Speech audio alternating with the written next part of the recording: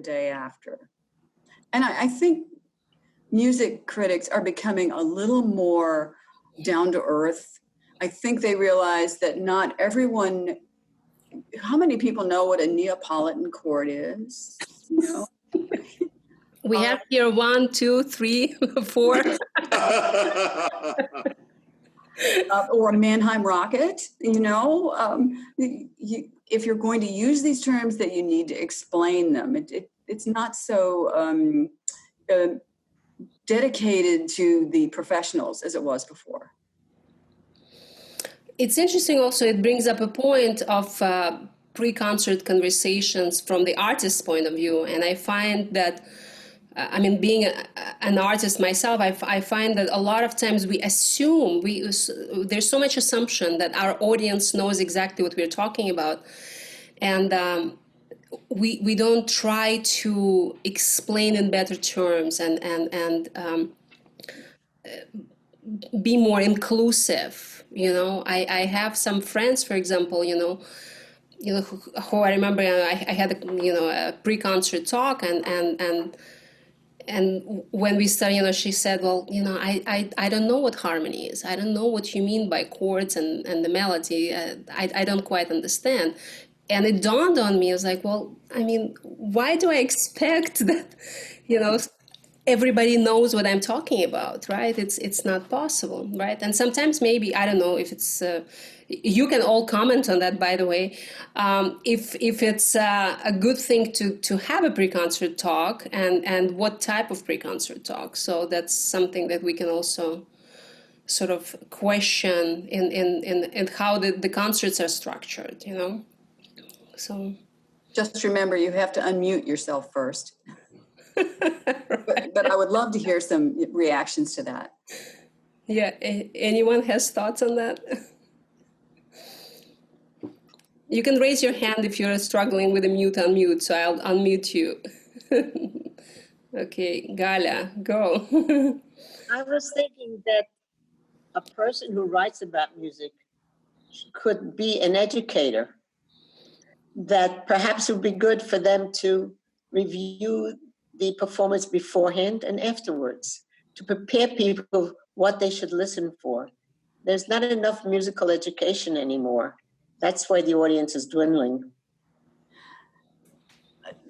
That's a very good observation.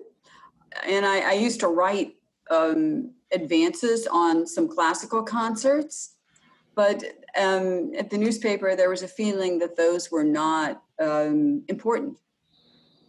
So that they were not necessary so much. Maybe we should start an online version of the, pre-concert coverage of classical music.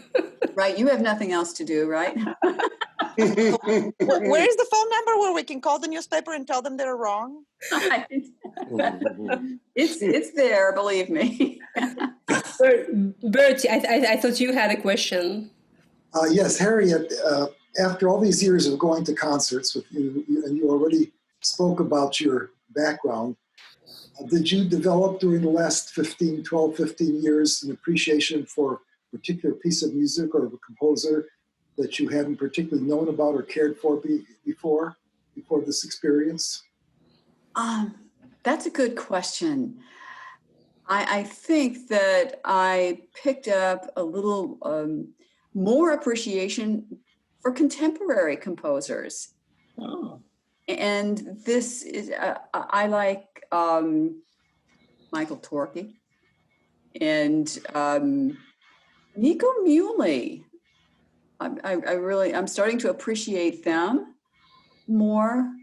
But I've also learned to like, and this is part of my being in Florida, someone like Frederick Delius, who spent time in Florida. When I read that, I thought, well, I need to hear his music then. So. Tom, you had a question? Well, it's on a little different topic, but it's okay. So I don't know if you want to go to another topic, but I do think a little bit of information is helpful at a concert. So I agree that people do come sometimes that know very little. Maybe they've been brought by someone else. and we can't assume that they know everything to listen for. But I think it has to be a balance. If the performer or the conductor talks too much, then everybody checks out. So it's got to be just enough to give you a little something to know what to listen to or how to understand it or something about the background. And I think that helps build our audience. So just a little bit is really helpful. I do agree. I did wonder if it's appropriate to ask a question. You can always mute me. No, it's okay. Go ahead. I wondered if, Harriet, I was looking at your article about classic chamber concerts canceling their coming season, and I just wondered if there have been many notices like that locally where organizations have already come out and said, we're not going to offer anything this season. That was the first one. Okay. And we have Judy today in the audience, who is on the board of Classic Chamber Concerts. So I'm sure she can also comment on that. She might not want to. 1 second. But Judy. it's heartbreaking, you know? Yeah. Am I unmuted? Yes, You're you are. unmuted. No, it was a heartbreaking decision. And we're not sure what's going to happen in the spring. So we wanted to leave ourselves open, but we really didn't know. Just things are so uncertain, as Harriet reported.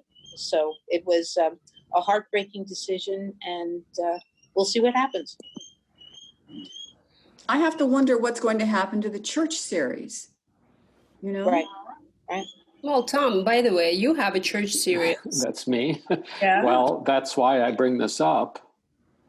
And we are a little bit in a holding pattern. We would already have, at least locally within our own circles, announced what we're doing this year. And we have groups all lined up. We have a whole season ready to go. But I sort of feel like, the horses were all ready for the Kentucky Derby. Everybody knew what horse was going to be in the Kentucky Derby. And that didn't happen. And they say it's going to happen in September. I expect it probably will. But I feel like we're in a holding pattern. And then we work with our church boards also. And as time goes on, they make different decisions about, well, how many people do we want to have in our space? Do we need to hold it at 25%? Well, if you do, then that affects what kind of crowd you can have, which for us is an offering, or it can be ticket sales. Either way. Susan, you had a comment? Am I unmuted now? Yes. Yes, I am. Well, on that topic, that's a perfect example of something I wanted to ask Harriet, but it would apply to your situation, Thomas. Are you giving in these church series? That would be, it seems to me, a very good candidate for a video Zoom presentation of the church concerts, as well as the church services. Are churches doing that or thinking of doing that? Harriet or Thomas? Well, speaking, we can do, you can stream a concert. We have the ability to do that. Our church does that quite often, actually. Okay. We stream services regularly. We're coming back this Sunday, and we're not this Sunday, the 31st. We're having our first in-person service. Oh, good. Okay, great. Since March, but we'll also be streaming, and we're actually encouraging our people to watch the streaming, but some have been wanting to come, so the church is going to have registration, and you can register to be there in person. So that's the way they're going to do that. And we could do that for our series, but right now, under our structure, I'm at Moorings Presbyterian Church, by the way. Under our structure, we operate on an offering basis. We have patrons, and then we take offerings. So when you're streaming, you can offer people an option to give. They can do that. They can go online and give. We already have that set up. But it's not quite the same as an offering when everyone contributes pretty much. So it would be very different. Being online, it would be interesting to see what would happen to the giving. Mm-hmm. May I make a comment? Yes. And that is, I recently saw an article about a concert that was going to take place in Tennessee. I live in North Carolina. Mm-hmm. And in order to meet the social distancing, it took an 1,100 seat auditorium. It meant that they could only have 239 people attend. Oh, boy. And that makes me wonder about the viability of small halls. The Wang, for example, Susan, or some of these others, and whether you can then financially afford to hold a concert with such a small audience. Judy, I think you and I read the same article because I was reading an article about what the Boston Symphony would have to do to make money on its concerts with social distancing. And it would have to, if it's social distance, it could only fill its 2,245 seat hall at 19% capacity. Wow. Like 500 people. Yeah. And they would have to charge $247 a ticket to make it work. I've sat on the board of a symphony, and I've recently had a discussion on that exact. We have both a chamber series and we have an orchestra.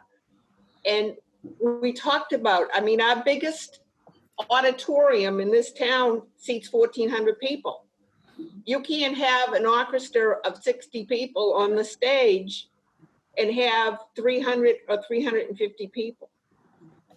Now, you could take a chamber series and put it in a big church, and you might be able to get away with it. But it raises a lot of questions. Harriet, Milana and I talk virtually several times a day about digital engagement and the possibility of what we could do with a live performance and distancing. And, it's all a make-do kind of thing because we really don't know what will happen and what we are capable of. And I'm kind of interested in what the performers think. So I want to ask Daniela and Milana from a performer's perspective, what it would be like to play to a concert hall that's 19% full. Milana, would you like to go first? No, go ahead.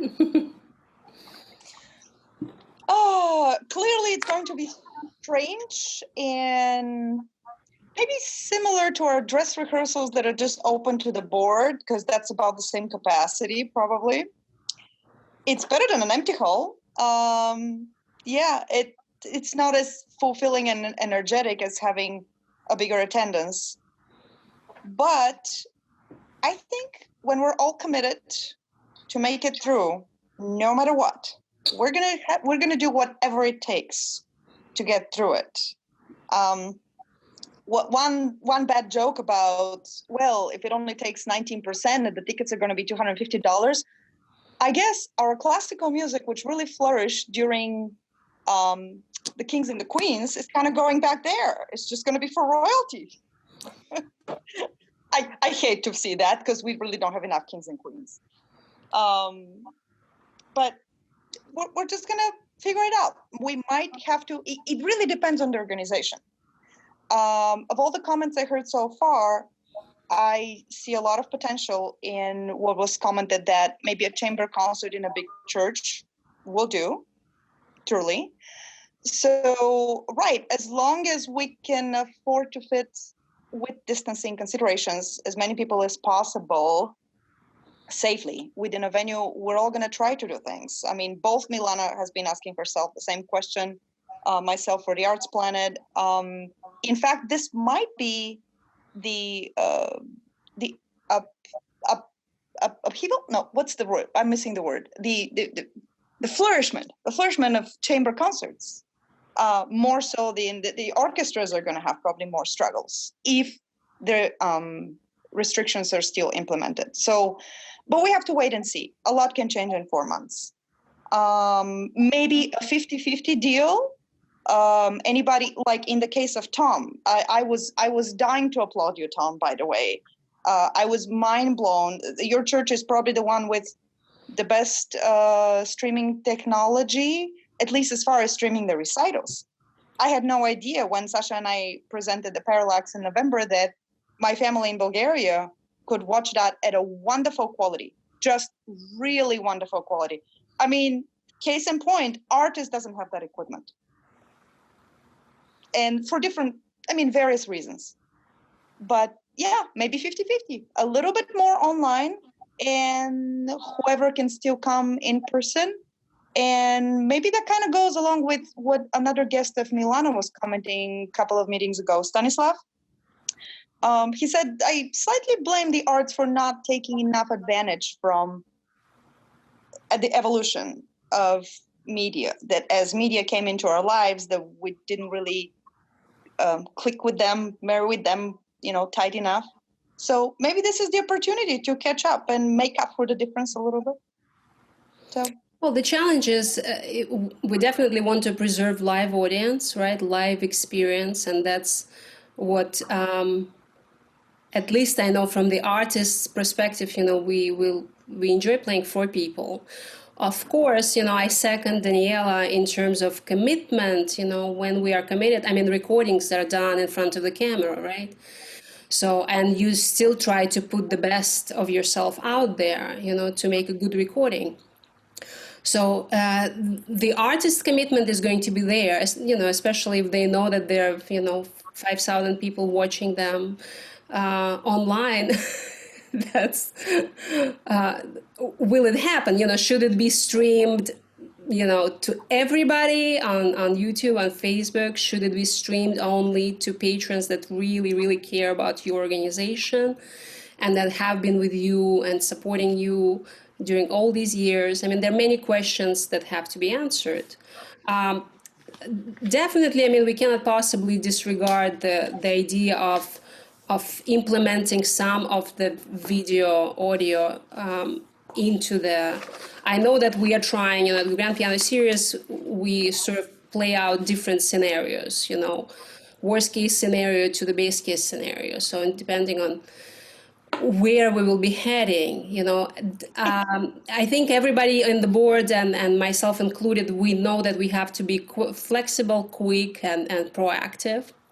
So, these days I feel, in our house, it's like a video production zone, literally. My husband and I, we are sitting day and night putting together videos, and today, for example, if the plan was today to release a video, well, guess what? The technology was not cooperating.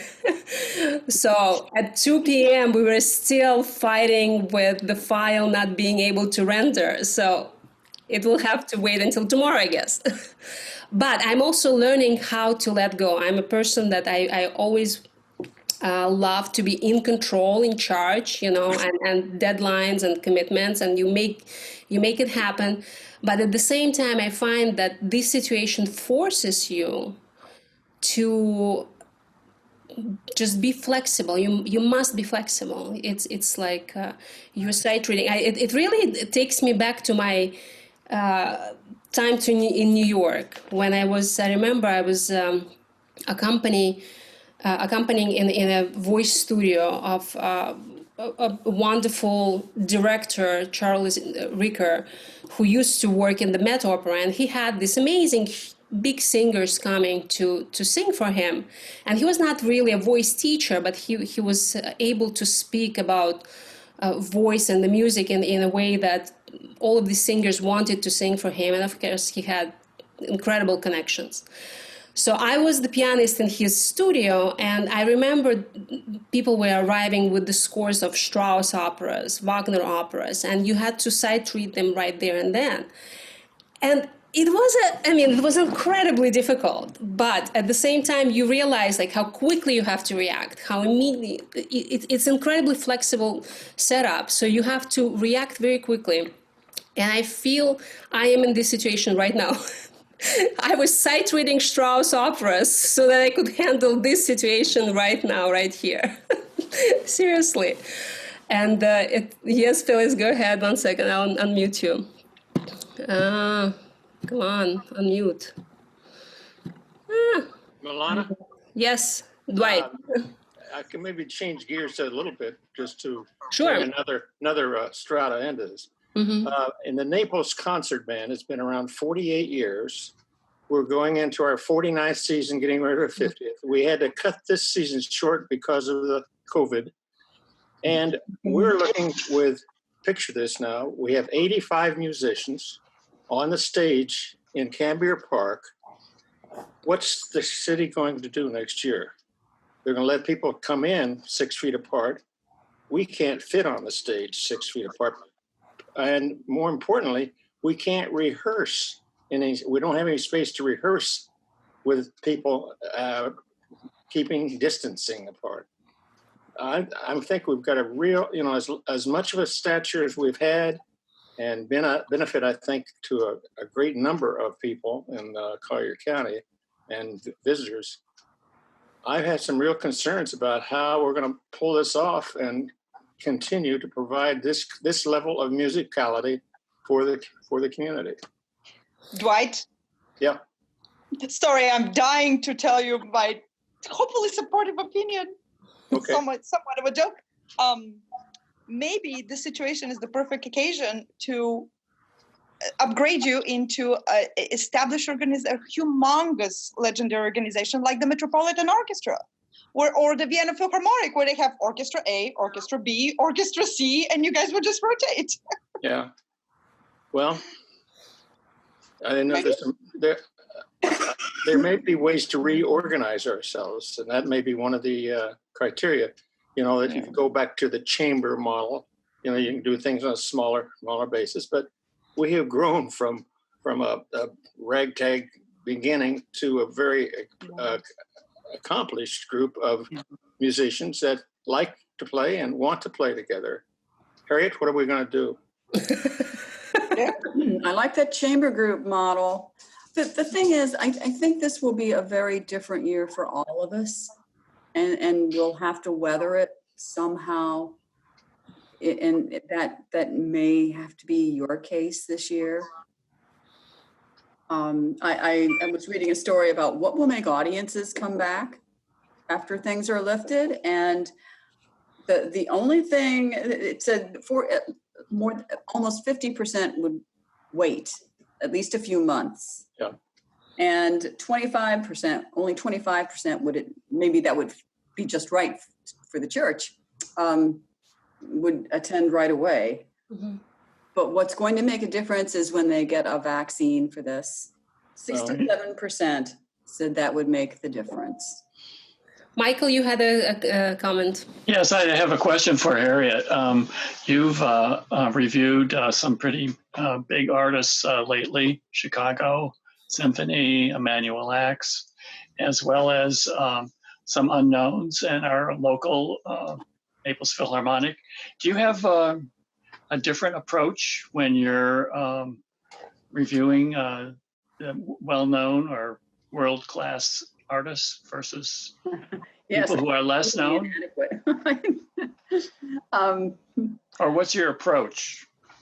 Actually, the approach is more to learn why they're presenting what they're presenting, and what about their performance is going to make it unique or made it unique. Whether it's because they're known for their brass section or their string section, or their championing of a certain type of composer. I can't claim to say I can tell you exactly when they're playing.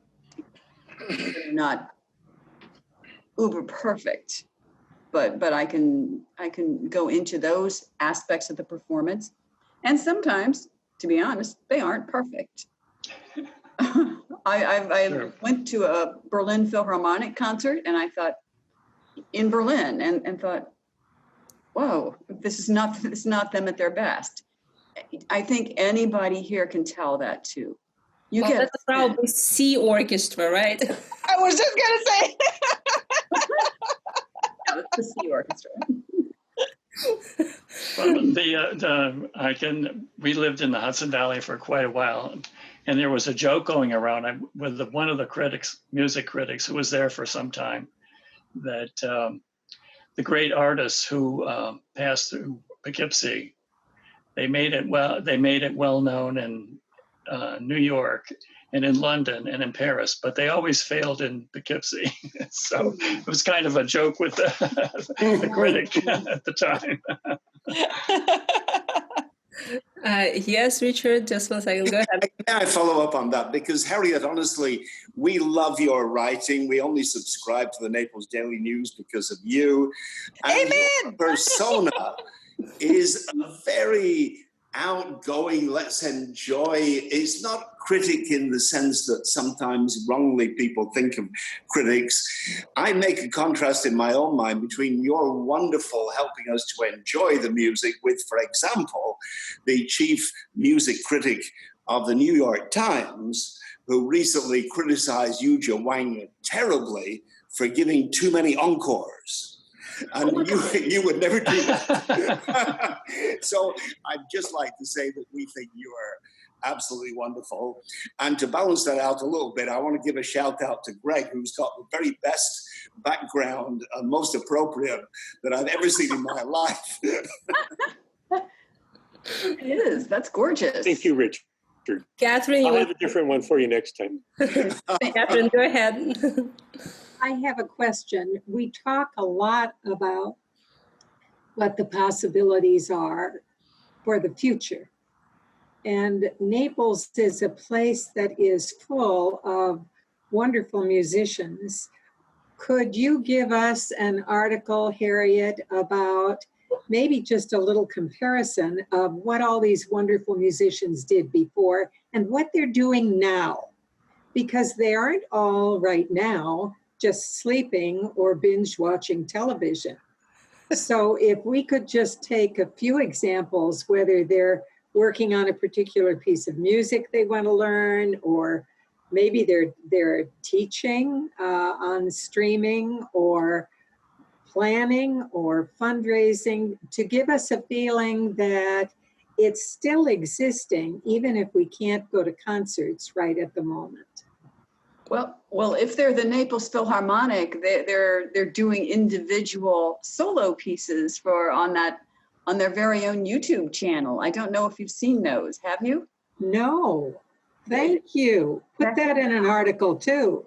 They are very good. And it's so much fun. They add a segment each week, just about. So you're getting to see musicians whom you don't normally see. You know, they aren't the high profile ones, doing a piece that they really like, or playing an instrument you don't usually see featured. So that's a good one. Thank you. Sure. But you're right. I think a lot of the stories will be a little dire because everybody suddenly lost all their students. They lost all their gigs if they were freelance. Yes. But you're right. It's something that should be dealt with. Well, online teaching is on the rise. I'll tell you that much. A lot of us are teaching online.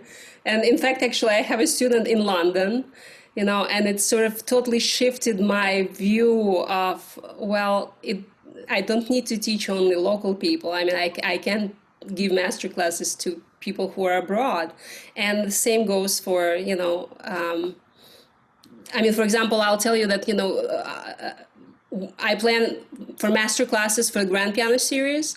Well, if we have to be doing it online, I will be inviting people that are not physically here, so they can be in Europe, they can be in Asia, and give a master class to our kids here. So there are positives, I think a lot of what I've seen personally, I see that the arts community has found incredibly creative ways of trying to just find a way to still be engaged. Arts, theater, music, everybody really. a lot of it is on social media. So I don't know if you are part of the social media network, but Facebook seems to be exploding with really wonderful content with arts organizations and individual musicians. So, May I make a comment? yes, Judy. Catherine and Harriet, it is wonderful because I'm sitting in North Carolina right now. And Susan, I'm your neighbor. And I get the artist, and it's all these individuals, and they play whatever piece speaks to them, and you see them in their house. It's tremendous. It's most enjoyable. I know. I love it. It's great. Thank you, Judy. Daniela, yes. I just wanted to thank Catherine for this question because two thoughts. Truly, some of us get subscription emails from people that we've already exchanged emails, but there is a huge portion of the community that doesn't know about these coffee meetings that Milana is doing, or doesn't know about what we read on Facebook other musicians are doing. So this is probably a wonderful idea if Harriet is willing to take you up on your request. And as somebody who's benefited from the publicity of the newspaper, Harriet, it is the most powerful thing in town. Still, everybody can make all the efforts they can to build their own network. But the newspaper, in my experience, still tops this. There is a layer of people that would have never known unless it was in the newspaper. So if there is anything for us to make this known to your employer, we're happy to, No pressure, Harriet. No pressure. Yeah, no pressure here. The answer is you go to Harriet's web link once a week and you click on, or at the, at Naples Daily News web link. I'm going to put the plug in for Harriet. Like I do on my calendar every Friday, it says to go to Naples Daily News link, type in Heithaus, pull up all of her articles and click on them. And they track her clicks. So Yes. to all of you on this call, please go to Naples Daily News, Heithaus, pull up our articles and click on them. She gets click recognition. Susan, is it, for example, if the article is shared on Facebook or shared in a newsletter and then being clicked, is it registering or no? I don't know how the registration exactly is flowing to Harriet. Maybe it's Harriet. All I know is I'm in there clicking on every article to make sure she's getting. So Harriet, am I correct that that's still happening? Yeah, if the click goes back to the newspaper article, then I get the click. But they do look at the clicks, the number of clicks you get. Well, that's actually a very easy way for all of us to help each other. Those of us that are using social media, just sharing and liking the posts is a huge boost to algorithm, actually, in Facebook. And so the post is getting viewed more if there is engagement. So those of you who are on social media, please, that's a very easy way to help. No money required. You don't have to give money. Just click on the articles. There's some old statistics. People, when asked if they follow or if reviews in the newspaper influence them, about 0.6% say they listen to critics. Over 90% say they don't listen. But if you ask people at a live performance what brought them there, over 35% will tell you they read about it in the newspaper.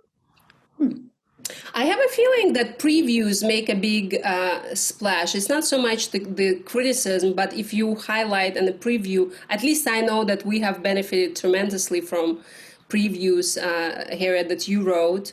I mean, we definitely saw a big jump in audience attendance. Not that we really can right now attract those hundreds of people. I think it will be probably the first time in history where we will say, well, no, we can't have you, we're sold out. We're at 20 people. Yes, we ask our guest artists what inspires them or who motivates them. Do you have any personal muses, or who or what inspires you? Who? You. Harriet. Me. personal muses. I do enjoy reading features in the New York Times, and one of my favorite writers for maybe not for her story so much as her language is Eudora Welty. She's just a gorgeous writer, and I admire her use of verbs, which, you know, it's all about verbs and nouns to me instead of adjectives, but she's just amazing. And I just read her sentences to get inspiration. Thank you. I think the more variety I can see, the better too. Well, we were supposed to finish at 4:30 and it's 5 o'clock. So we're having a great time. But I also want to be respectful of all of your time. I'll unmute you all so we can say goodbye to each other. And I'm grateful that you all came and joined this afternoon. Our next guest is going to be Reed Tetzlaff. He's a fantastic pianist. He played on our series last year, and so he will be coming to perform, to talk. Verbally, to perform verbally. Next Wednesday. So sign up for that. Thank you all. Yes. Oh, I have 9 here in our minutes. Thank you so much. Thank you, Harriet. Thank you, Harriet. Thank you, Milana. Thank you, everybody. 6 applicants. Thank you, Harriet and We've got Milana. 3 buildings Thank you, everybody. Nice to see you. that have